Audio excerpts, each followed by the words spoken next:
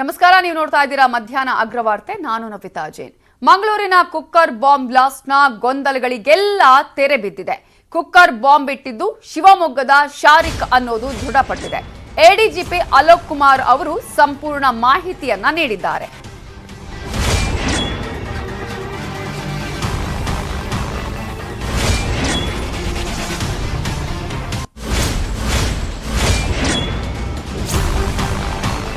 ಶನಿವಾರ ನಡೆದಂತಹ cooker bomb blast ಪ್ರಕರಣಕ್ಕೆ ಸಂಬಂಧಪಟ್ಟ ಹಾಗೆ ಸಾಕಷ್ಟು ಅನುಮಾನಗಳು, ಸಾಕಷ್ಟು ಗೊಂದಲಗಳಿದ್ದು, ಆ ಎಲ್ಲ ಗೊಂದಲಗಳಿಗೆ ಇವತ್ತು ಎಡಿಜಿಪಿ ಅಲೋಕ್ ಕುಮಾರ್ ಅವರು ತೆರೆ ಎಳೆದಿದ್ದಾರೆ. ಮೈಸೂರಿನಲ್ಲಿ ಕುಕ್ಕರ್ ಬಾಂಬ್ ತಯಾರು ಮಾಡಿದ್ದು ಈ ಶಾರಿಕ್. ಮಡಿಕೇರಿ ಬಿಸಿ ರೋಡ್ ಮೂಲಕ ಮಂಗಳೂರಿಗೆ ಶಾರಿಕ್ ಬಂದಿದ್ದ. ಪ್ರೇಮ್ ರಾಜ್ ಹೆಸರಿನಲ್ಲಿ ಮಂಗಳೂರಿಗೆ ಶಾರಿಕ್ ಬಂದಿದ್ದ. ಶಾರಿಕ್ ಕುಕ್ಕರ್ ಬಾಂಬರ್ ಅನ್ನೋದು ದೃಢಪಟ್ಟಿದೆ ಅನ್ನೋದನ್ನ ಕೂಡ ಎಡಿಜಿಪಿ ಅಲೋಕ್ ಕುಮಾರ್ ಅವರು ಹೇಳಿದ್ದಾರೆ. ಜೊತೆಗೆ ಶಾರಿಕ್ ಕೊಯಮತ್ತೂರಿಗೂ ಹೋಗಿ ಬಂದಿದ್ದ ಅನ್ನೋದನ್ನ ಕೂಡ ಸ್ಪಷ್ಟಪಡಿಸಿದ್ದಾರೆ. ಐಸಿಸ್ ಉಗ್ರರ ಜೊತೆ ಶಾರಿಕ್ ಲಿಂಕ್ ಇರೋದು ದೃಢಪಟ್ಟಿದೆ ಅನ್ನೋದನ್ನ ಎಡಿಜಿಪಿ ಅಲೋಕ್ ಕುಮಾರ್ ಹೇಳಿದ್ದಾರೆ. 9ನೇ ತಾರೀಕು ಅವನು ಮೈಸೂರಿಂದ ಅವನು ಮಡಿಕೇರಿ ಮೂಲಕ ಬಿಸಿ ರೋಡ್ ಮೂಲಕ ಅವನು ಇಲ್ಲಿ ಬಂದಿದ್ದಾನೆ. ನಾಗೋರಿ ಹತ್ರ ಇಳಿದು ಅವನು ಈ ಕಡೆ ಬಂದಿದ್ದಾನೆ. ಅವನು ಯಾವುದಕ್ಕೆ ಹೋಗ್ತಾ ಇದ್ದ ಅದು ಸದ್ಯಕ್ಕೆ ನಮಗೆ ಗೊತ್ತಿಲ್ಲ, ಯಾಕಂದ್ರೆ ಅವನು ಈಗ ಮಾತಾಡಲಿಲ್ಲ. ಆದ್ರೆ ಅವನು ಒಂದು ವಾರ ಹಿಂದೆ 8ನೇ ಸೆಪ್ಟೆಂಬರ್ಗೆ ಅವನು ಮ್ಯಾಂಗ್ಳೂರ್ ಒಂದು ರೌಂಡ್ ಬಂದು ಆ ನಂತರ ನಮ್ಮ ಪ್ರಕಾರ ಈಗ ನಾವು ಹೇಳ್ಬೋದು ರೇಖಿ ಅವನು ಮಾಡಿಕೊಂಡು ಹೋಗಿದ್ದಾನೆ. ಅದು ಕೆಲವು ಏರಿಯಾ ಅವನು ಏನಿದೆ ಅಲ್ಲಿ ಸ್ವಲ್ಪ ನೋಡ್ಕೊಂಡು ಹೋಗಿದ್ದಾನೆ. ಸೊ ನಾವು ಆ ಬೇಸಿಸ್ ಮೇಲೆ ಯಾವ ಕಡೆ ಅದು ಮಾಡಬಹುದು ಅದರ ಬಗ್ಗೆ ನಾವು ಈಗ ತನಿಖೆ ಮಾಡ್ತೀವಿ. ಈಗ ತನಿಖೆ ಮಾಡಲಿ ಬಹಳಷ್ಟು ವಿಷಯಗಳು ಈಗ. ಶಿವಮೊಗ್ಗದ ಟಿಪ್ಪು ಗಲಾಟೆಯಲ್ಲೂ ಶಾರಿಕ್ ಇದ್ದ. ಕೋಮು ಗಲಭೆಯಲ್ಲಿ ಶಾರಿಕ್ ಕೈವಾಡ ಇದೆ. ಶಿವಮೊಗ್ಗದ ಜಬೀವುಲ್ಲಾ ಅನ್ನುವ ಆತನ ಲಿಂಕ್ ಇದೆ ಅಂತ ಹೇಳಿದ್ದಾರೆ. ಶಿವಮೊಗ್ಗದ ಟ್ರಯಲ್ ಬ್ಲಾಸ್ಟ್ ಮಾಡಿದ್ದು ಕೂಡ ಈ ಶಾರಿಕ್. ತುಂಗಾ ನದಿಯ ತೀರದಲ್ಲಿ ಟ್ರಯಲ್ ಬ್ಲಾಸ್ಟ್ ಆಗಿತ್ತು. ಆ ಸಂದರ್ಭದಲ್ಲಿ ನಡೆದಂತಹ ಒಂದು ಬ್ಲಾಸ್ಟ್ಗೆ ಸಂಬಂಧಪಟ್ಟ ಹಾಗೆ, ಟ್ರಯಲ್ ಬ್ಲಾಸ್ಟ್ಗೆ ಸಂಬಂಧಪಟ್ಟ ಹಾಗೆ ಈತ ಅದನ್ನ ಮಾಡಿದ್ದ. ಸೆಪ್ಟೆಂಬರ್ನಲ್ಲಿ ತುಂಗಾ ತೀರದಲ್ಲಿ ಟ್ರಯಲ್ ಬ್ಲಾಸ್ಟ್ ಅನ್ನು ನಡೆಸಲಾಗಿತ್ತು. ಶಿವಮೊಗ್ಗದ ಗಲಾಟೆಯಲ್ಲೂ ಕೂಡ ಶಾರಿಕ್ ಕೈವಾಡ ಇದೆ. ಆಗಸ್ಟ್ 15ರಂದು ಶಿವಮೊಗ್ಗದಲ್ಲಿ ಗಲಾಟೆಯಾಗಿತ್ತು. ಆಗ ಜಬೀವುಲ್ಲಾ ಅನ್ನುವಾತನನ್ನ ಪೊಲೀಸರು ಬಂಧನಕ್ಕೆ ಒಳಪಡಿಸುತ್ತಾರೆ. 2 ದಿವಸದಲ್ಲಿ ಮತ್ತೆ ಇದು ಶಿವಮೊಗ್ಗದಲ್ಲಿ ಇವನ ಮೇಲೆ ಒಂದು ಕೇಸ್ ಅದು ಈಗ ಅಲ್ಲಿ ಆಗಿತ್ತು. 325/20 ಶಿವಮೊಗ್ಗ ರೂರಲ್ ಪೊಲೀಸ್ ಸ್ಟೇಷನ್ ನಲ್ಲಿ 19ನೇ ಸೆಪ್ಟೆಂಬರ್ಗೆ ಈ ಕೇಸ್ ಆಗಿದೆ. ಆ ಕೇಸ್ ಅದು ಜಬೀವುಲ್ಲಾದು ಇಂಟ್ರೋಗೇಷನ್ ಮೇಲೆ ಯಾವಾಗ ಅಲ್ಲಿ ಸ್ವಲ್ಪ ತನಿಖೆ ಮಾಡಿದರೆ ಅವರಿಗೆ ಬಹಳಷ್ಟು ವಿಷಯ ಅಲ್ಲಿ ಗೊತ್ತಾಯಿತು. ಅಲ್ಲಿ ಶಿವಮೊಗ್ಗ ನಗರದಲ್ಲಿ ಇವರು ಟ್ರಯಲ್ ಬ್ಲಾಸ್ಟಿಂಗ್ ಅದು ತುಂಗಾ ತೀರದಲ್ಲಿ ಮಾಡಿದ್ದಾನೆ. ಮತ್ತೆ ಯಾಸೀನ್ ಮತ್ತು ಮಾಜ್ ಮನೆಯಲ್ಲಿ ಅಲ್ಲಿ ಸರ್ಚ್ ಆಗಿತ್ತು. ಆ ಟೈಮ್ಗೆ ಕೂಡ ಅಲ್ಲಿ ಫಾಸ್ಫೋರಸ್ ಕೆಲವು ಅಲ್ಲಿ ಮ್ಯಾಚ್ ಬಾಕ್ಸ್ ಮತ್ತೆ ಎಲ್ಲ ಸರ್ಕಿಟ್ಗಳು, ಕೆಲವು ಬೋಲ್ಟ್ಗಳು ಅಲ್ಲಿ ಸಿಕ್ಕಿತ್ತು. ಈಗ ನಾವು ಮೈಸೂರಿನಲ್ಲಿ ಅವ್ರದ್ದು ಮನೆ ನಾವು ಸರ್ಚ್ ಮಾಡಿದಾಗ ಅಲ್ಲಿ ಕೂಡ ಮ್ಯಾಚ್ ಬಾಕ್ಸೇಜ್ ಈಗ 150 ಮ್ಯಾಚ್ ಬಾಕ್ಸಸ್ ಸಿಕ್ಕಿದೆ. ಫಾಸ್ಫೋರಸ್ದು ಎಲ್ಲ ನಮಗೆ ಅಲ್ಲಿ ಫಾಸ್ಫೋರಸ್ ಸಿಕ್ಕಿದೆ, ಸಲ್ಫರ್ ನಮಗೆ ಸಿಕ್ಕಿದೆ. ಆ ನಂತರ ಬ್ಯಾಟರಿಗಳು 9 ವೋಲ್ಟ್ ಬ್ಯಾಟರಿಗಳು ಸಿಕ್ಕಿದೆ, ನಟ್ ಬೋಲ್ಟ್ ಸಿಕ್ಕಿದೆ, ಸರ್ಕಿಟ್ಗಳು ಸಿಕ್ಕಿದೆ. ಸೊ ಈ ಪ್ರಕಾರ ಅಲ್ಲಿ ಅವನು ಈ ವಿಸ್ಫೋಟಕ್ಕೆ ಇದು ಏನಾದ್ರು ಸಾಮಗ್ರಿ ಇದು ವಿಸ್ಫೋಟಕ್ಕೆ ತಯಾರು ಮಾಡಲಿಕ್ಕೆ ಬ್ಲಾಸ್ಟ್ ಮಾಡಲಿಕ್ಕೆ ಪ್ರಿಪರೇಷನ್ ಮಾಡ್ತಾ ಇದ್ದ. ಅದರ ಬಗ್ಗೆ ಸಾಕಷ್ಟು ನಮಗೆ ಸಾಕ್ಷ್ಯದು ಸಿಕ್ಕಿದೆ. ಉಗ್ರ ಶಾರಿಕ್ ಕರ್ನಾಟಕ ಅಷ್ಟೇ ಅಲ್ಲ, ಬೇರೆ ರಾಜ್ಯಗಳಲ್ಲೂ ಕೂಡ ಈತ ಓಡಾಡಿಕೊಂಡಿದ್ದ. ಕೊಯಮತ್ತೂರಿನಲ್ಲೂ ಕೆಲ ದಿನ ವಾಸವಿದ್ದ.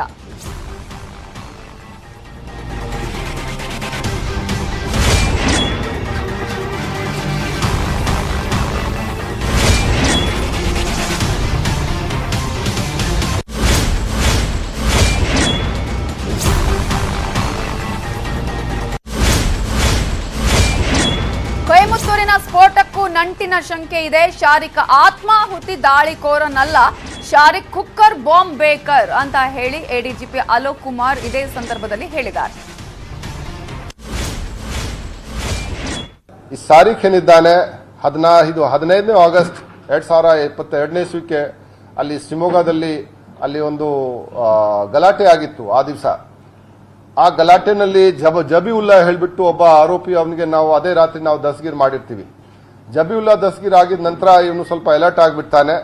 ಮತ್ತೆ ಅವನು ಬೇರೆ ಬೇರೆ ಕಡೆ ಅವನು ಆ ಊರು ಬಿಟ್ಟು ಸ್ವಲ್ಪ ಅವನು ಇದು ಮಾಡ್ತಾನೆ. ಮತ್ತೆ 20ನೇ ತಾರೀಕು ನಂತರ ಅವನು ಅಲ್ಲಿಂದ ಶಿವಮೊಗ್ಗದಿಂದ ಅವನು ಫರಾರಿ ಆಗಿರ್ತಾನೆ. ಬೇರೆ ಬೇರೆ ಕಡೆ ಹೋಗಿದ್ದಾನೆ. ಅವನು ಕೊಯಂಬತ್ತೂರು ಹೋಗಿದ್ದಾನೆ, ಅವನು ಇದು ಕೇರಳ ರಾಜ್ಯಕ್ಕೆ ಹೋಗಿದ್ದಾನೆ, ಅವನು ಮೈಸೂರು ಹೋಗಿದ್ದಾನೆ. ಬೇರೆ ಬೇರೆ ಕಡೆ ಸುತ್ತಾಡಿಕೊಂಡು ಅವನು ಇದು ಆದ್ರೆ ಅಲ್ಲಿ ಒಂದು ಮನೆ ಮಾಡಿಕೊಂಡು 20ನೇ ಸೆಪ್ಟೆಂಬರ್ ಇಂದ ಅವನು ವಾಸವನ್ನು ಆಗಿದ್ದಾನೆ. ಆಟೋ ಚಾಲಕ ಉಗ್ರ ಜಾಲದ ಸಂತ್ರಸ್ತ. ಆಟೋ ಚಾಲಕ ಪುರುಷೋತ್ತಮ್ಗೆ ನೆರವನ್ನ ನೀಡಲಾಗುತ್ತೆ. ಸರ್ಕಾರದಿಂದ ನೆರವು ಕೊಡಿಸುವ ಭರವಸೆಯನ್ನ ಎಡಿಜಿಪಿ ಅಲೋಕ್ ಕುಮಾರ್ ನೀಡಿದ್ದಾರೆ.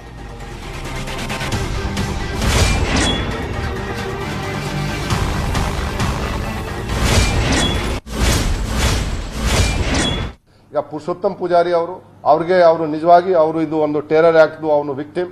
ಸೊ ಅವರಿಗೆ ನಾವು ಬೆಸ್ಟ್ ಆಫ್ ಟ್ರೀಟ್ಮೆಂಟ್ ಕೊಡಿಸ್ತಾ ಇದ್ವಿ. ಮತ್ತೆ ಅವರಿಗೆ ಸರ್ಕಾರ ವತಿಯಿಂದ ಕೂಡ ಕಂಪನ್ಸೇಷನ್ ಏನಿದೆ, ಒಂದು ಪ್ರೊವಿಷನ್ ಇದೆ ಇದು ಟೆರರ್ ರಿಲೇಟೆಡ್ ಕೇಸಸ್ ನಲ್ಲಿ.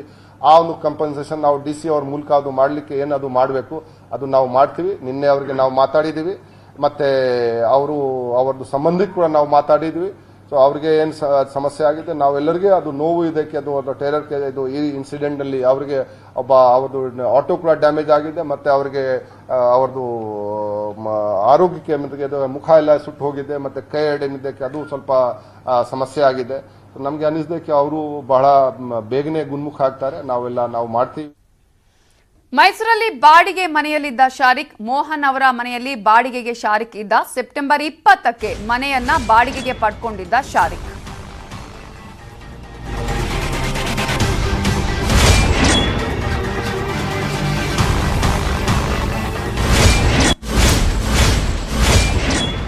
ಇದೇ ವಿಚಾರಕ್ಕೆ ಸಂಬಂಧಪಟ್ಟ ಹಾಗೆ ಕೂಡ ಆತ ಮೈಸೂರಿನ ಮನೆಯಲ್ಲಿ ಬಾಡಿಗೆ ಪಡ್ಕೊಂಡಿರೋ ವಿಚಾರಕ್ಕೆ ಸಂಬಂಧಪಟ್ಟ ಹಾಗೆ ಅಲೋಕ್ ಕುಮಾರ್ ಏನ್ ಹೇಳಿದ್ದಾರೆ ನೋಡೋಣ.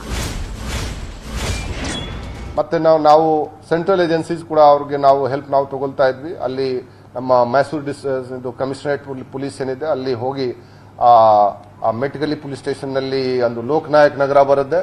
ಅಲ್ಲಿ ಮೋಹನ್ ಕುಮಾರ್ ಅವ್ರದ್ದು ಮನೆಯಲ್ಲಿ ಇದು ನಮಗೆ ಅಡ್ರೆಸ್ ಸಿಕ್ತು. ಮೋಹನ್ ಕುಮಾರ್ ನಾವೆಲ್ಲ ಕಾಂಟ್ಯಾಕ್ಟ್ ಮಾಡಿದೀವಿ.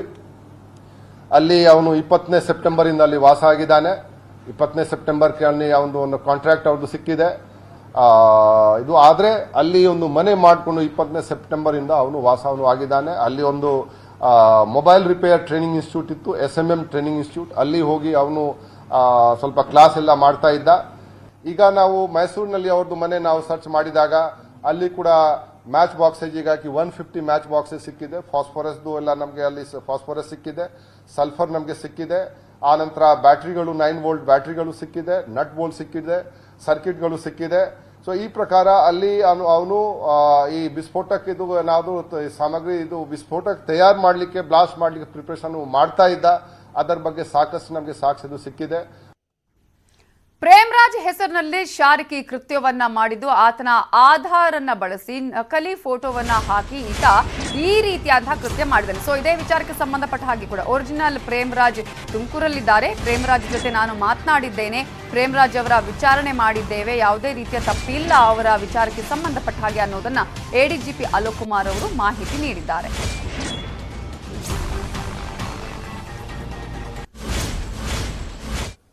ಅಲ್ಲಿ ಒಂದು ಆಧಾರ್ ಕಾರ್ಡ್ ಸಿಕ್ಕಿದೆ. ಆಧಾರ್ ಕಾರ್ಡ್ನಲ್ಲಿ ಹೆಸರು ಮತ್ತೆ ವಿಳಾಸ ಒಂದು ಪ್ರೇಮ್ರಾಜ್ ಹುಟ್ಗಿ ಹೇಳಿಬಿಟ್ಟು ಧಾರವಾಡದ ಒಂದು ವಿಳಾಸ ಇತ್ತು. ನಾವು ತಕ್ಷಣ ಹುಬ್ಳಿ ಧಾರವಾಡ ಕಮಿಷನರ್ಗೆ ನಾವು ಸಂಪರ್ಕ ಮಾಡಿದ್ದೀವಿ. ಮತ್ತೆ ಅಲ್ಲಿ ವಿಳಾಸ ಏನಿತ್ತು ಅಲ್ಲಿ ತಕ್ಷಣ ಹೋಗಿ ಅವರು ಚೆಕ್ ಮಾಡಿದ್ದಾರೆ. ಆ ವಿಳಾಸದಲ್ಲಿ ಪ್ರೇಮ್ರಾಜ್ ಹುಟ್ಗಿದು ಪರಿವಾರ ಫ್ಯಾಮಿಲಿ ಏನಿದೆ 3 ವರ್ಷ ಹಿಂದೆ ಅವರು ಬಿಟ್ಟು ಹೋಗಿದ್ರು. ಅಲ್ಲಿಂದ ಅವರು ಕೇಶವಾಪುರ ಹುಬ್ಳಿಗೆ ಅಲ್ಲಿ ಹೋಗಿದ್ರು. ಮತ್ತೆ ನಾವು ಅದೇ ರಾತ್ರಿ 9-10 ಗಂಟೆಗೆ ಪ್ರೇಮ್ರಾಜ್ ಹುಟ್ಗಿಗೆ ನಾನೇ ಖುದ್ದಾಗಿ ಸಂಪರ್ಕ ಮಾಡಿದ್ದೇನೆ. ಫೋನ್ನಲ್ಲಿ ನಾನು ಮಾತಾಡಿದ್ದೇನೆ. ಅವನು ಫೋನ್ ನಂಬರ್ ನಮಗೆ ಸಿಕ್ತು ಅದೇ ವಿದಿನ್ 3-4 ಅವರ್ಸ್. ಮತ್ತೆ ಅವರಿಗೆ ಮಾತಾಡಿದ್ದೀವಿ. ಅವರು ತುಮಕೂರಿನಲ್ಲಿ ಒಂದು ಕಡೆ ರೈಲ್ವೆ ಗ್ಯಾಂಗ್ ಮ್ಯಾನ್ ಹಾಗೆ ಅವರು ಕೆಲಸ ಮಾಡ್ತಾ ಇದ್ದಾರೆ. ಮತ್ತೆ ಮಾತಾಡಿದ ನಂತರ ರೂಲ್ ಔಟ್ ಆಯಿತು ಇದು ಆಧಾರ್ ಕಾರ್ಡ್ ಏನಿದೆ ಅದು ಪ್ರೇಮ್ರಾಜ್ ಹುಟ್ಗಿ ಆ ಸ್ಥಳಕ್ಕೆ ಅವನು ಇಲ್ಲ. ಪ್ರೇಮ್ರಾಜ್ ಹುಟ್ಗಿ ಈಗ ಸದ್ಯಕ್ಕೆ ತುಮಕೂರಲ್ಲಿ ಇದ್ದಾನೆ. ನಾನೇ ಅವನಿಗೆ 9 ಗಂಟೆಗೆ ಮಾತಾಡಿದ್ದೆ. ಮತ್ತೆ ನಾನು ಹೇಳಿದೆ ನೀವು ಡ್ಯೂಟಿ ಮುಗಿಸಿಕೊಂಡು ಲೋಕಲ್ ಪೊಲೀಸ್ ಸ್ಟೇಷನ್ಗೆ ಹೋಗಿ ಅಲ್ಲಿ ಅವರಿಗೆ ತಿಳಿಸಬೇಕು ನಾನು ಪ್ರೇಮ್ರಾಜ್ ಹುಟ್ಗಿ ಇದ್ದೇನೆ, ನಾನು ನಿನ್ನೆ ಅಲ್ಲಿ ಮ್ಯಾಂಗ್ಳೂರ್ನಲ್ಲಿ ನಾನು ಇರಲಿಲ್ಲ, ಅದು ನೀವು ಅವರಿಗೆ ಹೋಗಿ ಅಲ್ಲಿ ಅವ್ರಿಗೆ ಒಂದು ಮಾಹಿತಿ ನೀವು ನಾಳೆ ಬೆಳಿಗ್ಗೆ ಅವರಿಗೆ ಕೊಡಬೇಕು. ಆ ರೀತಿ ಅವರು ನಿನ್ನೆ ಅವರು ಇವೆಲ್ಲದರ ಬಗ್ಗೆ ಇನ್ನಷ್ಟು ಡೀಟೇಲ್ಸ್ ಕೊಡೋದಕ್ಕೆ ನಮ್ಮ ರಿಪೋರ್ಟರ್ ಗಂಗಾಧರ್ ನೇರ ಸಂಪರ್ಕದಲ್ಲಿದ್ದಾರೆ. ಗಂಗಾಧರ್, ಈಗಾಗಲೇ ಒಂದು ದೊಡ್ಡ ಮಟ್ಟದ ಕೃತ್ಯ ಇಲ್ಲಿ ವಿಧ್ವಂಸಕ ಕೃತ್ಯ ನಡೆಯೋದನ್ನ ತಪ್ಪಿಸಲಾಗಿದೆ. ಯಾವಾಗ ಶನಿವಾರ ಈ ಒಂದು ಘಟನೆ ಆಯಿತು ಅಲ್ಲಿಂದಲೂ ಇಲ್ಲಿವರೆಗೂ ಕೂಡ ಇಮ್ಮಿಡಿಯೇಟ್ ಆಗಿ ಪ್ರತಿಯೊಂದು ರೀತಿಯ ತನಿಖೆಯನ್ನ ಪೊಲೀಸರು ಮಾಡಿದ್ದಾರೆ. ಇಲ್ಲಿವರೆಗೂ ನಡೆದಿದ್ದು ಬೇರೆ ಆದ್ರೆ ಇನ್ನು ಮುಂದೆ ನಡೆಯುವಂತಹ ತನಿಖೆಯೇ ಕೂಡ ಬೇರೆ ಆಗತ್ತೆ ಅಂತ ಹೇಳಿ. ಯಾಕಂದ್ರೆ ಯಾವ ರೀತಿಯಾಗಿ ನಡೆಸುವಂತ ಪ್ಲಾನ್ ಇತ್ತು, ಎಲ್ಲೆಲ್ಲಿ ವಿಧ್ವಂಸಕ ಕೃತ್ಯಗಳು ನಡೆಸುವಂತ ಪ್ಲಾನ್ ಇತ್ತು, ಯಾರ್ಯಾರಿದ್ದಾರೆ, ಯಾರ ಸಂಘಟನೆ ಜೊತೆ ಈತನ ಕೈವಾಡ ಇದೆ, ಸೊ ಆ ನಿಟ್ಟಿನಲ್ಲಿ ಈಗ ಯಾವ ರೀತಿಯಂತಹ ತನಿಖೆ ನಡೆಸುವಂತಹ ಸಾಧ್ಯತೆ ಇದೆ? ಈಗ ಅವರ ಕುಟುಂಬಸ್ಥರ ವಿಚಾರಣೆ ಇನ್ನೂ ಕೂಡ ನಡೀತಾ ಇದೆಯಾ, ಹೇಗೆ?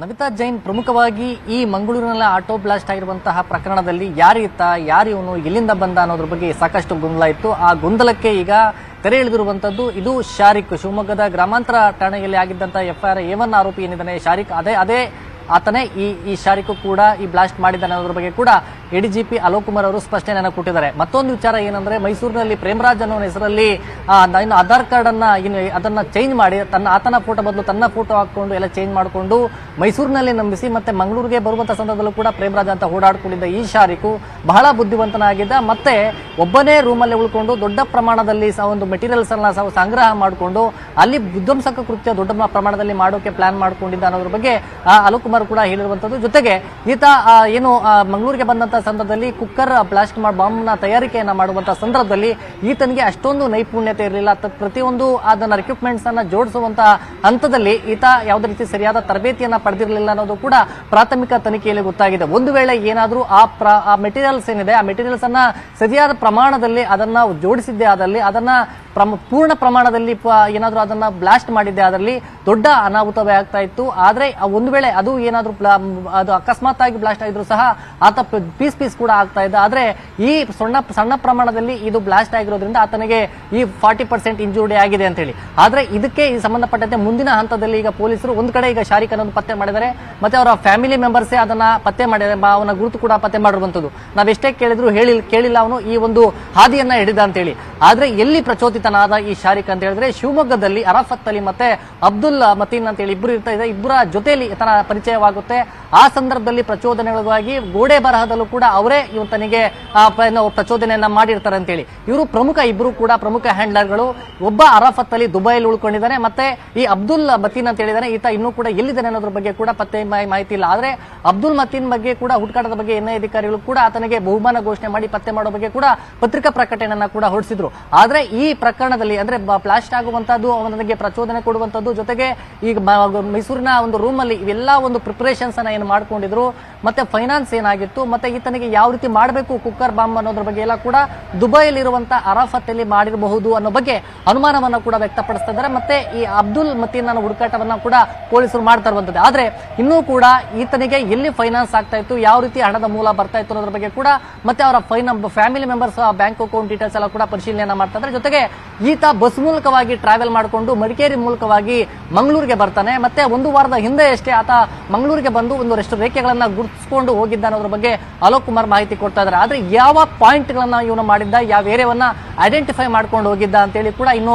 ಪೊಲೀಸರು ತನಿಖೆಯನ್ನ ಮಾಡ್ತಾ ಇದ್ದಾರೆ. ಮತ್ತೆ ಇಂದು FSL ರಿಪೋರ್ಟ್ ಕೂಡ ಯಾವ ಪ್ರಮಾಣದಲ್ಲಿ ಯಾವ್ಯಾವ ಮೆಟೀರಿಯಲ್ಸ್ ಅನ್ನ ಅದರ ಪ್ರಮಾಣ ಎಷ್ಟಿದೆ ಅನ್ನೋದ್ರ ಬಗ್ಗೆ FSL ರಿಪೋರ್ಟ್ ಕೂಡ ಇವತ್ತು ಪೊಲೀಸರ ಕೈ ಸೇರುವಂತದ್ದು. ಒಟ್ಟಾರೆಯಾಗಿ ಮಂಗಳೂರು ಕರಾವಳಿ ಭಾಗದಲ್ಲಿ ಆಗ್ತಾ ಇದ್ದ ದೊಡ್ಡ ಪ್ರಮಾಣದ ವಿಧ್ವಂಸಕ ಕೃತ್ಯ ಅದು ಆಗ್ತಾ ಇತ್ತು. ಅದನ್ನ ಇದು ಏನು ಇವನು ಬ್ಲಾಸ್ಟ್ ಮಾಡುವ ನಿಟ್ಟಿನಲ್ಲಿ ಏನ್ ಪ್ಲಾನ್ ಮಾಡ್ಕೊಂಡಿದ್ದ, ಆ ಪ್ಲಾನ್ ಫ್ಲಾಪ್ ಆಗಿದ್ದು ಅದು ಹೋಗುವಂತ ರಸ್ತೆಯಲ್ಲೇ ಅದು ಬ್ಲಾಸ್ಟ್ ಆಗಿ ಈ ಒಂದು ಸಮಸ್ಯೆ ಆಗಿದೆ ಅಂತ ಹೇಳಿ. ಮತ್ತೊಂದು ಕಡೆ ಅವರ ಏನೀಗ ಆಟೋ ಡ್ರೈವರ್ ಪುರುಷೋತ್ತಮ ಇದ್ದಾನೆ, ಆತನಿಗೆ ಮತ್ತೆ ಆಟೋ ಡ್ಯಾಮೇಜ್ ಆಗಿದೆ, ಅದಕ್ಕೆ ಸರ್ಕಾರದಿಂದಲೂ ಕೂಡ ಅವರಿಗೆ ಬೇಕಾದ ಪರಿಹಾರವನ್ನ ಕೊಡಿಸ್ತೀವಿ ಅಂತ ಹೇಳಿದ್ರು. ಮತ್ತೆ ಸಾರ್ವಜನಿಕರಿಗೆ ಒಂದು ಎಚ್ಚರಿಕೆ ಸಂದೇಶವನ್ನ ಕೂಡ ರವಾನೆ ಮಾಡಿದ್ರು. ಯಾಕಂದ್ರೆ ಯಾವುದೇ ರೀತಿ ಆಧಾರ್ ಕಾರ್ಡ್ ಆಗಿರಬಹುದು, ಬೇರೆ ಅವರ ಐಡೆಂಟಿ ಕಾರ್ಡ್ಗಳನ್ನ ಕಳೆದಂತ ಸಂದರ್ಭದಲ್ಲಿ ಕೂಡಲೇ ಪೊಲೀಸರಿಗೆ ದೂರು ಕೊಡಬೇಕು. ಯಾಕಂದ್ರೆ ಇವನು 2 ಆಧಾರ್ ಕಾರ್ಡ್ಗಳನ್ನ ದುರುಪಯೋಗ ಪಡಿಸಿಕೊಂಡಿದ್ದಾನೆ. ಒಂದು ಏನು ಪ್ರೇಮರಾಜ್ ಅಂತ ಹೇಳಿ, ಮತ್ತೊಂದು ತಮಿಳುನಾಡಲ್ಲಿ ಕೂಡ ಇದರ ದುರುಪಯೋಗ ಪಡಿಸಿಕೊಂಡಿರುವಂತದ್ದು. ಹಾಗಾಗಿ ಒಟ್ಟಾರೆ ಈ ಪ್ರಕರಣದಲ್ಲಿ ಅನುಮಾನಿತರು 4ರನ್ನ ವಶಕ್ಕೆ ಪಡೆದು ಈಗ ವಿಚಾರಣೆ ಮಾಡ್ತಾ ಇದ್ದಾರೆ. ಮುಂದಿನ ತನಿಖಾ ಹಂತದಲ್ಲಿ ಇದು ಬೇರೆ ಆಯಾಮ ಪಡೆದುಕೊಳ್ಳುವಂತ ಸಾಧ್ಯತೆಗಳಿದ್ದಾವೆ. ನವಿತಾ ಜೈನ್ ಹಾಗೆ ಸಂಪರ್ಕದಲ್ಲಿ ಗಂಗಾಧರ್. ಇನ್ನು ಮಂಗಳೂರಲ್ಲಿ ಬಾಂಬ್ ಬ್ಲಾಸ್ಟ್ ಪ್ರಕರಣಕ್ಕೆ ಸಂಬಂಧಪಟ್ಟ ಹಾಗೆ ಈಗಾಗಲೇ ಶಾರಿಕ್ ಸಂಪರ್ಕದಲ್ಲಿದ್ದ ಸೈಯದ್ ಅಹಮದ್ ಅನ್ನೋನು, ಸೈಯದ್ಗೆ ಸೇರಿದಂತಹ ಸರ್ಟಿಫಿಕೇಟ್ ಪತ್ತೆಯಾಗಿದೆ. ಈತ ಯಾರು, ಏನ್ ಮಾಡ್ತಾ ಇದ್ದ ಅನ್ನೋದನ್ನ ನೋಡ್ತಾ ಹೋಗೋದಾದ್ರೆ, ಮೊಬೈಲ್ ರಿಪೇರಿ ತರಬೇತಿಯನ್ನ ಪಡೆದಿದ್ದ ಈ ಸೈಯದ್ ಅಹಮದ್ ಮೈಸೂರಿನ ಮೊಬೈಲ್ ರಿಪೇರಿ ಟ್ರೈನಿಂಗ್ ಸೆಂಟರ್ನಲ್ಲಿ ತರಬೇತಿಯನ್ನ ಈತ ಪಡೆದುಕೊಂಡಿದ್ದ. ಶಂಕಿತನ ಜೊತೆ ಸಂಪರ್ಕದಲ್ಲಿದ್ದ ಹಿನ್ನೆಲೆಯಲ್ಲಿ ಈತನನ್ನ ವಶಕ್ಕೆ ಪಡೆದು ಈಗಾಗಲೇ ಪೊಲೀಸರು ವಿಚಾರಣೆಯನ್ನ ಮಾಡ್ತಾ ಇದ್ದಾರೆ. ಶಾರಿಕ್ ಗುರುತು ಪತ್ತೆ ಹಚ್ಚಲು ಸೈಯದ್ನನ್ನ ಮಂಗಳೂರಿಗೆ ಕರ್ಕೊಂಡು ಹೋಗಿದ್ದಾರೆ ಪೊಲೀಸರು. ಈತನೇನಾ ಯಾಕಂದ್ರೆ ಅನೇಕ ಫೋನ್ಗಳನ್ನ ಈತ ಪಡೆದುಕೊಂಡಿದ್ದಾನೆ. ಮೊಬೈಲ್ ರಿಪೇರಿಯ ವಿಚಾರಕ್ಕೆ ಸಂಬಂಧಪಟ್ಟ ಹಾಗೆ ತರಬೇತಿಯನ್ನು ಕೂಡ ಈತ ಪಡ್ಕೊಂಡಿದ್ದ ಅನ್ನುವಂಥ ಮಾಹಿತಿ ಕೂಡ ಇದೆ. ಸೊ ಮೈಸೂರಿನ ಮೊಬೈಲ್ ರಿಪೇರಿ ಟ್ರೈನಿಂಗ್ ಸೆಂಟರ್ ನಲ್ಲಿ ತರಬೇತಿಯನ್ನ ಪಡೆದಿದ್ದು, ಈ ಹಿನ್ನೆಲೆಯಲ್ಲಿ ಶಾರಿಕ್ನ ಗುರುತು ಪತ್ತೆ ಹಚ್ಚಲು ಸೈಯದ್ನನ್ನ ಈಗಾಗಲೇ ಮಂಗಳೂರಿಗೆ ಕರ್ಕೊಂಡು ಹೋಗಿದ್ದಾರೆ ಪೊಲೀಸರು. ಈತನೇನಾ ಈ ರೀತಿಯಾದಂತಹ ಮೊಬೈಲ್ ಟ್ರೈನಿಂಗ್ಗೆ ಬರ್ತಾ ಇದ್ದವನು ಇವನೇನಾ ಅನ್ನೋದರ ಬಗ್ಗೆ ಕೂಡ ಆತನಿಂದ ಸ್ಪಷ್ಟನೆಯನ್ನ ಈಗ ಪೊಲೀಸರು ಪಡೆದುಕೊಳ್ಳಬೇಕಾಗಿದೆ. ಆತ ಹೌದು ಇವನೇ ಆ ದಿನ ಬಂದಿದ್ದು, ಈ ತರ ಟ್ರೈನಿಂಗ್ ಅನ್ನ ಪಡ್ಕೊಳ್ತಾ ಇದ್ದಿದ್ದು ಅನ್ನೋದನ್ನ ಹೇಳ್ಕೊಳ್ಬೇಕಾಗುತ್ತೆ. ಆ ಸ್ಟೇಟ್ಮೆಂಟ್ ಅನ್ನು ಕೂಡ ಈಗಾಗಲೇ ಪೊಲೀಸರು ಪಡೆದುಕೊಳ್ಳಲಿದ್ದಾರೆ.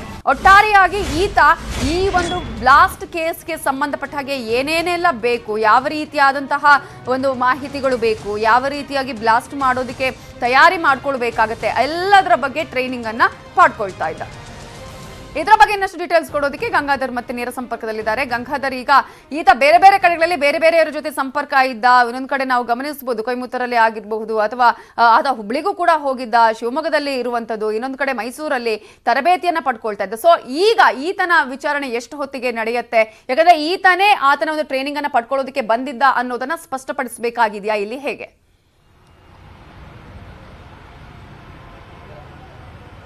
ನಮಿತಾ ಜೈನ್ ಪ್ರಮುಖವಾಗಿ ಅಲೋಕ್ ಕುಮಾರ್ ಅವರು ಹೇಳಿದಂತೆ ಈ ಶಾರಿಕ್ ಏನಿದಾನೆ, ಶಾರಿಕ್ ಕೇವಲ ಮಂಗಳೂರಿಗಷ್ಟೇ ಅಲ್ಲ, ಆತ ಶಿವಮೊಗ್ಗ ಆಗಿರಬಹುದು, ಮತ್ತೆ ಕೇರಳ ಆಗಿರಬಹುದು, ಮತ್ತೆ ತಮಿಳುನಾಡು ಈ ಭಾಗಗಳಲ್ಲಿ ಆತ ಓಡಾಡ್ಕೊಂಡ್ ಬಂದಿದ್ದ. ಮತ್ತೆ ಕೊಯಮತ್ತೂರಲ್ಲಿ ಸಹ ಕೆಲವರನ್ನ ಸಂಪರ್ಕ ಮಾಡಿದ್ದ ಅಂತ ಹೇಳಿ.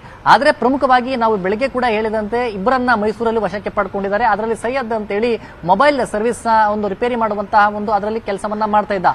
ಅದೇ ಸರ್ವಿಸ್ ಸೆಂಟರ್ ಅಲ್ಲಿ ಈ ಶಾರಿಕ್ ಕೂಡ ಹೋಗಿ ಸೇರ್ಕೊಂಡು ಆಗಾಗ, ಅಂದ್ರೆ ಅವನು ರೆಗ್ಯುಲರ್ ಆಗಿ ಆ ಮೊಬೈಲ್ ಸರ್ವಿಸ್ ಅಂಗಡಿಗೆ ಹೋಗ್ತಾ ಇರಲಿಲ್ಲ, ಅದು ರೆಗ್ಯುಲರ್ ಆಗಾಗ ಹೋಗಿ ಅಲ್ಲಿ ಟ್ರೈನಿಂಗ್ ಅಂದ್ರೆ ರಿಪೇರಿ ಮಾಡುವಂತ ಕೆಲಸವನ್ನ ಕಲಿಕೆ ಮಾಡೋಕೆ ನಿಟ್ಟಿನಲ್ಲಿ ಆತ ಅಲ್ಲಿಗೆ ಹೋಗ್ತಾ ಇದ್ದ. ಸರಿಯಾಗಿ ರೆಗ್ಯುಲರ್ ಆಗಿ ಹೋಗ್ತಾ ಇರಲಿಲ್ಲ ಅಂತ ಹೇಳಿ. ಬಾಡಿಗೆ ಮನೆ ಪಡೆಯುವಂತಹ ಸಂದರ್ಭದಲ್ಲೂ ಕೂಡ ಆತ ಏನ್ ಕೆಲಸ ಮಾಡ್ತಾರೆ ಅಂತ ಹೇಳಿ ಮೋಹನ್ ಕುಮಾರ್ ಅವರು ಕೇಳಿದಂತ ಸಂದರ್ಭದಲ್ಲಿ, ನಾನು ಇಲ್ಲೇ ಮೊಬೈಲ್ ರಿಪೇರಿ ಕ್ಲಾಸ್ ಅಟೆಂಡ್ ಆಗೋ ನಿಟ್ಟಿನಲ್ಲಿ ಬಂದಿದ್ದೇನೆ, ಅದನ್ನ ಮೊಬೈಲ್ ರಿಪೇರಿ ಕ್ಲಾಸಸ್ಗೆ ಅಟೆಂಡ್ ಆಗುವಂತದ್ದು ಅಂತೇಳಿ ಆತ ಬಾಡಿಗೆ ಪಡೆಯುವಂತ ಸಂದರ್ಭದಲ್ಲೂ ಕೂಡ ಪ್ರೇಮರಾಜ್ ಅಂತೇಳಿ ಆಧಾರ್ ಕಾರ್ಡ್ ಅನ್ನ ಕೊಟ್ಟು ಆತ ಬಾಡಿಗೆ ರೂಮ್ ಅನ್ನ ಸಹ ಪಡ್ಕೊಂಡಿದ್ದ. ಮತ್ತೆ ಇನ್ನೊಂದು ವಿಚಾರ ಏನಂದ್ರೆ, ಕೇವಲ 10,000 ಅಡ್ವಾನ್ಸ್ ಅಲ್ಲಿ ಇಂತ ಒಂದು ವ್ಯವಸ್ಥಿತವಾಗಿ ಯಾರ ಸಂಪರ್ಕವೂ ಕೂಡ ಯಾರು ಕೂಡ ಮೇಲೆ ಬರೋದಿಲ್ಲ. ರೂಮ್ ಚಿಕ್ಕದಾಗಿರುತ್ತೆ. ಮತ್ತೆ ಅವನು ಅಂದ್ರೆ ಶಿವಮೊಗ್ಗದಲ್ಲಿ ಯಾಸಿನ್ ರೂಮ್ ಯಾವ ರೀತಿ ಇತ್ತು ಅದೇ ಮಾದರಿಯಲ್ಲಿ ಕೂಡ ಇದೇ ಈ ರೂಮ್ ಇತ್ತು. ಹೀಗಾಗಿ ಎಲ್ಲಾ ಪ್ಲಾನ್ ಅನ್ನ ಮಾಡ್ಕೊಂಡು ಅಲ್ಲಿ ಸೇರ್ಕೊಂಡಿದ್ದ. ಈಗ ಸದ್ಯ ಈ ಸೈಯದ್ ಅಂತೇಳಿ ಮೈಸೂರಲ್ಲಿ ಇಬ್ಬರನ್ನೇನು ವಶಕ್ಕೆ ತೆಗೆದುಕೊಂಡಿದ್ದಾರೆ. ಅವರಿಗೂ ಮತ್ತೆ ಈ ಶಾರಿಗೂ ಹೆಚ್ಚು ಒಡನಾಟ, ಸಂಪರ್ಕ ಮತ್ತೆ ಇಬ್ಬರಿಗೂ ಕನೆಕ್ಟೆಡ್ ಇತ್ತು. ಹೀಗಾಗಿ ಟೆಕ್ನಿಕಲ್ ಎವಿಡೆನ್ಸ್ ಆಧಾರದಲ್ಲಿ ಅವರಿಬ್ಬರನ್ನು ಕೂಡ ವಶಕ್ಕೆ ತೆಗೆದುಕೊಂಡಿದ್ದಾರೆ. ಮತ್ತೆ ಮಂಗಳೂರಿಗೆ ಕರ್ಕೊಂಡ್ ಬರ್ತಾ ಇದ್ದಾರೆ. ಮಂಗಳೂರಿಗೆ ಕರ್ಕೊಂಡ್ ಬಂದ ಸಂದರ್ಭದಲ್ಲಿ ಇವರನ್ನು ಐಡೆಂಟಿಫೈ ಮಾಡೋದ್ರ ಜೊತೆಗೆ ಇವನು ಯಾವ ರೀತಿ ಅವರ ಜೊತೆ ಟಚ್ ಅಲ್ಲಿ ಇದ್ದ ಅನ್ನೋದ್ರ ಬಗ್ಗೆ ಕೂಡ ಆತರ ಇಬ್ಬರನ್ನು ಕೂಡ ವಿಚಾರಣೆಯನ್ನ ಮಾಡ್ತಾರೆ. ಒಟ್ಟು ಈ ಪ್ರಕರಣದಲ್ಲಿ 4 ವಶಕ್ಕೆ ಪಡೆದುಕೊಂಡಿರುವಂತದ್ದು, ಅವರನ್ನ ತೀವ್ರ ವಿಚಾರಣೆ ಮಾಡ್ತಾ ಇದ್ದಾರೆ. Namita Jain. Okay, thank you Gangadhar ಡೀಟೇಲ್ಸ್ಗೆ. Welcome back. ಕಂಕನಾಡಿ ಆಸ್ಪತ್ರೆಯಲ್ಲಿ ಶಂಕಿತ ಉಗ್ರ ಶಾರಿಕ್ಗೆ ಚಿಕಿತ್ಸೆಯನ್ನ ನೀಡಲಾಗ್ತಾ ಇದೆ. ಆಸ್ಪತ್ರೆಗೆ ಮತ್ತೆ ಭೇಟಿ ಕೊಟ್ಟಿದೆ ಎನ್ಐಎ ಅಧಿಕಾರಿಗಳ ತಂಡ. 3 ಅಧಿಕಾರಿಗಳ ತಂಡದಿಂದ ಆಸ್ಪತ್ರೆಗೆ ಭೇಟಿಯನ್ನ ನೀಡಲಾಗಿದ್ದು, ಈಗಾಗಲೇ ಆತನ ಹೇಳಿಕೆಯನ್ನ ಪಡೆಯೋದಿಕ್ಕೆ ಆಸ್ಪತ್ರೆಗೆ ಆಗಮಿಸಿದ್ದಾರೆ ಎನ್ಐಎ ಅಧಿಕಾರಿಗಳು. ಯಾಕಂದ್ರೆ ಈತನ ಸ್ಟೇಟ್ಮೆಂಟ್ ಬಹಳ ಇಂಪಾರ್ಟೆಂಟ್ ಆಗುತ್ತೆ ಈ ಸಂದರ್ಭದಲ್ಲಿ. ಜೊತೆಗೆ ಮೊನ್ನೆ ಆತನ ವಿಚಾರಣೆ ಮಾಡಿದಾಗ್ಲೂ ಕೂಡ ಆತ ಯಾವುದೇ ರೀತಿಯಾದಂತಹ ಮಾಹಿತಿಯನ್ನ ಬಿಟ್ಟು ಕೊಡ್ತಾ ಇರಲಿಲ್ಲ. ಆತ ಶಾರಿಕ್ ಅನ್ನೋದನ್ನ ಒಪ್ಕೊಳ್ತಾ ಇರಲಿಲ್ಲ. ಯಾಕಂದ್ರೆ ಗೊಂದಲದ ರೀತಿಯಾದಂತಹ ಸ್ಟೇಟ್ಮೆಂಟ್ ಅನ್ನ ಕೊಡ್ತಾ ಇದ್ದ, ಹೇಳಿಕೆಗಳನ್ನ ಕೊಡ್ತಾ ಇದ್ದ. ಈ ತರದ ಹೇಳಿಕೆಗಳಾಗಿರ್ಬೋದು, ಯಾವುದೇ ರೀತಿಯ ಮ್ಯಾಚ್ ಆಗದಿದ್ದಂತಹ ಸಂದರ್ಭದಲ್ಲಿ ಸಾಕಷ್ಟು ಅನುಮಾನಗಳು ಪೊಲೀಸರಿಗೂ ಕೂಡ ಬಂದಿತ್ತು. ಸೊ ಶಾರಿಕ್ ಹೇಳಿಕೆಯನ್ನ ಪಡೆಯೋದಕ್ಕೆ ಈಗ ಆಸ್ಪತ್ರೆಗೆ ಆಗಮಿಸಿದೆ ತಂಡ. ಆಸ್ಪತ್ರೆಗೆ 3ನೇ ಬಾರಿಗೆ ಎನ್ಐಎ ಅಧಿಕಾರಿಗಳ ತಂಡ ಆಗಮಿಸಿದ್ದು, ಎಲ್ಲಾ ರೀತಿಯಲ್ಲೂ ಕೂಡ ಈಗಾಗಲೇ ವಿಚಾರಣೆಯನ್ನ, ತನಿಖೆಯನ್ನ ಮಾಡ್ತಾ ಇದ್ದಾರೆ. ಜೊತೆಗೆ ಈತನ ಬಗ್ಗೆ ಈಗ ಎಲ್ಲಾ ರೀತಿಯಾದಂತಹ ಪರಿಶೀಲನೆಯನ್ನ ಮಾಡಲಾಗ್ತಾ ಇದೆ. ಈತನಿಂದ ಈ ಪ್ರಕರಣ ಸಂಬಂಧಪಟ್ಟಂತೆ ಮಾತ್ರ ಅಲ್ಲ, ಅನೇಕ ಪ್ರಕರಣಗಳಲ್ಲಿ ಈತ ಬೇಕಾಗಿದ್ದ. ಇದಕ್ಕೆ ಬೇಕಾದಂತಹ ಎಲ್ಲಾ ತನಿಖೆಯನ್ನ ಈಗ ಮಾಡಬೇಕಾಗುತ್ತೆ. ಈ ಹಿನ್ನೆಲೆಯಲ್ಲಿ ಈತ ಯಾವ ಕಾರಣಕ್ಕಾಗಿ ಇಲ್ಲಿಗೆ ಬಂದಿದ್ದ, ಯಾವ ರೀತಿಯಾಗಿ ಬ್ಲಾಸ್ಟ್ ಮಾಡ್ಕೊಳ್ಳೋದಕ್ಕೆ ಈತ ಸಂಚನ್ನ ರೂಪಿಸಿದ್ದ, ಇದರ ಹಿಂದೆ ಯಾರಿದ್ದಾರೆ, ಹೀಗೆ ಎಲ್ಲದರ ಬಗ್ಗೆ ಈಗಾಗಲೇ ಸ್ಟೇಟ್ಮೆಂಟ್ ಅನ್ನ ಅಧಿಕಾರಿಗಳು ಪಡ್ಕೊಳ್ಳಲಿದ್ದಾರೆ.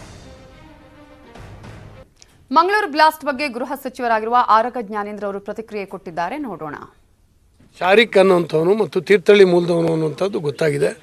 ಇವತ್ತು ತೀರ್ಥಹಳ್ಳಿಯಲ್ಲೂ ಕೂಡ ಪೊಲೀಸರು ರೈಡ್ ಮಾಡಿದ್ದಾರೆ ಕೆಲವು ಮನೆಗಳ ಮೇಲೆ, ಅನುಮಾನಾಸ್ಪದ ಇರುವಂಥ ಮನೆಗಳ ಮೇಲೆ. ಏನಾಗ್ತದೆ ಅಂತೇಳಿ ನೋಡಬೇಕು. ಎಲ್ಲಕ್ಕಿಂತ ಹೆಚ್ಚಾಗಿ ಈ ದೇಶದಲ್ಲಿ ರಕ್ತ ಹರಿಸುವಂಥ ಪ್ರಾಣ ಹತ್ಯೆ ಮಾಡುವಂಥ ಏನು ಕೃತ್ಯ ಇದೆ ಇದು ಮೋದಿ ಸರ್ಕಾರ ಬಂದರ ಮೇಲೆ ನಿಂತೋಗಿದೆ, ಭಾಳಷ್ಟು ಕಮ್ಮಿ ಆಗಿದೆ. ಆದರೂ ಅಲ್ಲಿ ಇಲ್ಲಿ ತಲೆ ಎತ್ತುವಂಥ ಪ್ರಯತ್ನಗಳಾಗ್ತಾ ಇದೆ. ಅಮೂಲಾಗ್ರವಾಗಿ ಇದರ ಬೇರುಗಳನ್ನು ಕಿತ್ತಾಕುವಂಥ ಕೆಲಸ ರಾಜ್ಯ ಪೊಲೀಸರು ಮತ್ತು ಸೆಂಟ್ರಲ್ ಟೀಮು ಅದು ಕೂಡ ಈಗಾಗಲೇ ಬಂದಿದೆ. ಟಿ ಗ್ರೌಂಡ್ ಆರ್ಟಿ ನಗರದಲ್ಲಿ ವಿಶೇಷ ಕಾರ್ಯಕ್ರಮ ನಡೆಯಲಿದೆ. ಕಾರ್ಯಕ್ರಮದ ಭಾಗವಾಗಿ ಕನ್ನಡ ಕ್ವಿಜ್ ಕಾರ್ಯಕ್ರಮವೊಂದನ್ನು ಪ್ರಸ್ತುತಪಡಿಸ್ತಾ ಇದ್ದೇವೆ. ಪ್ರತಿದಿನ ನೀವು ನಮ್ಮ ವಾಹಿನಿ ನೋಡಿ ನಾವು ಕೇಳುವ ಸರಳ ಪ್ರಶ್ನೆಗೆ ಉತ್ತರಿಸಬೇಕು. ವಿಜೇತರಿಗೆ ಪ್ರತಿದಿನವೂ ಚಿನ್ನದ ನಾಣ್ಯ ಗೆಲ್ಲುವ ಅದೃಷ್ಟದ ಅವಕಾಶ ಕಾಯ್ತಿದೆ. ಅದೃಷ್ಟಶಾಲಿಯ ಹೆಸರನ್ನ ರಾತ್ರಿ 10 ಗಂಟೆಯ ನಮ್ಮ ಬೆಂಗಳೂರು ನ್ಯೂಸ್ನಲ್ಲಿ ಘೋಷಿಸಲಾಗುತ್ತೆ. ಉಲ್ಲಾಸ್ ಅಗರಬತ್ತಿ ಕರುನಾಡ ಹಬ್ಬ ಈ ದಿನದ ಪ್ರಶ್ನೆ ಈ ರೀತಿಯಾಗಿದೆ: ಸ್ವಾತಂತ್ರ್ಯ ಸಿಕ್ಕ ನಂತರ ಕನ್ನಡ ನಾಡನ್ನ ಆಳಿದ ಮೊದಲ ಮುಖ್ಯಮಂತ್ರಿ ಯಾರು? ನಿಮ್ಮ ಉತ್ತರವನ್ನ ನಮ್ಮ ವಾಟ್ಸ್ಆಪ್ ನಂಬರ್ಗೆ ಕಳುಹಿಸಬೇಕು. WhatsApp number 7815929800. ನಾಡು ನುಡಿ ಕಲೆ ಸಂಸ್ಕೃತಿಯ ಕುರಿತ ನಿಮ್ಮ ಜ್ಞಾನಕ್ಕೊಂದು ಸವಾಲು. ಪ್ರತಿದಿನ ನಾವು ಕೇಳುವ ಒಂದು ಪ್ರಶ್ನೆಗೆ ಉತ್ತರಿಸಿ ಚಿನ್ನ ಗೆಲ್ಲಿ. ಉತ್ತರವನ್ನ ವಾಟ್ಸ್ಆಪ್ ಮಾಡಬೇಕಾದ ಮೊಬೈಲ್ ಸಂಖ್ಯೆ 7815929800. ಉಲ್ಲಾಸ್ ಅಗರ್ಬತ್ತಿ ಪ್ರಸ್ತುತಪಡಿಸ್ತಾ ಇರೋ ನ್ಯೂಸ್ 18 ಕರುನಾಡ ಹಬ್ಬ ಚಿನ್ನದ ಬೇಟೆ.